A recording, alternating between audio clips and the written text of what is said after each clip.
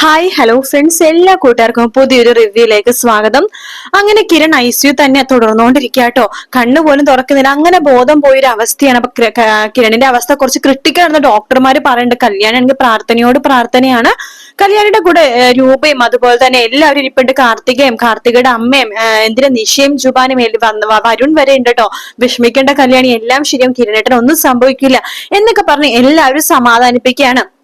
അതിനുശേഷം ഈ ഒരു സന്തോഷ വാർത്ത രാഹുലും പ്രകാശനും വിക്രവും ഒക്കെ അറിയാണ്. ഇത് നമുക്കൊന്ന് ആഘോഷിക്കണം എന്നൊക്കെ പറഞ്ഞിട്ട് പ്രകാശനും അതുപോലെ തന്നെ രാഹുലൊക്കെ നന്നായിട്ട് മദ്യപിക്കണൊക്കെ ഇട്ടിട്ട് പറയണ്ട, എത്രയും പെട്ടെന്ന് തന്നെ ഹോസ്പിറ്റലിൽ നിന്ന് ആ വാർത്ത നമുക്ക് അറിയാൻ സാധിക്കും. അവന്റെ ജീവൻ മേളിലോട്ട് പോയി എന്നുള്ള വാർത്ത എന്നൊക്കെ പറഞ്ഞ് പൊട്ടിച്ചിരിക്കാട്ടോ. പ്രകാശം പറയണ്ട, അല്ല ഇനി അങ്ങനത്തെ വാർത്ത കേൾക്കാൻ പറ്റില്ലെങ്കിലോ. സാധാരണ നമ്മൾ എന്ത് ചെയ്താലും നമുക്ക് നേരെ തന്നെയാണല്ലോ തിരിയണത്.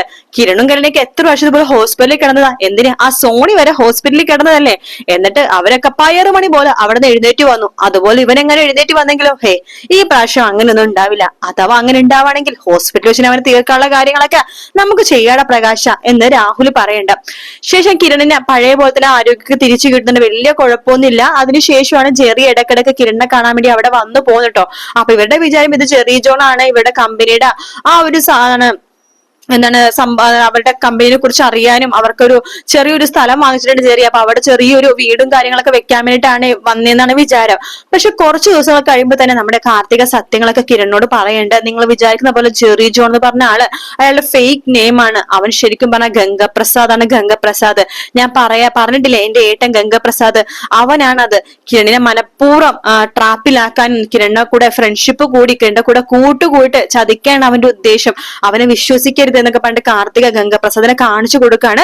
കിരണും കല്യാണിക്ക് അങ്ങനെ മനസ്സിലാവുന്നുണ്ട് എന്തിനാ പറഞ്ഞ ഗംഗപ്രസാദിന്റെ വിചാരം കിരണും കല്യാണിക്ക് ഒന്നും മനസ്സിലായിട്ടില്ല. അവര് തന്നെ ഇപ്പോഴും ചെറിയായിട്ടാണ് കാണുന്നതെന്നാണ്. പക്ഷെ കിരണിനും കല്യാണിക്ക് എല്ലാ സത്യങ്ങളും അറിയാൻ കേട്ടോ.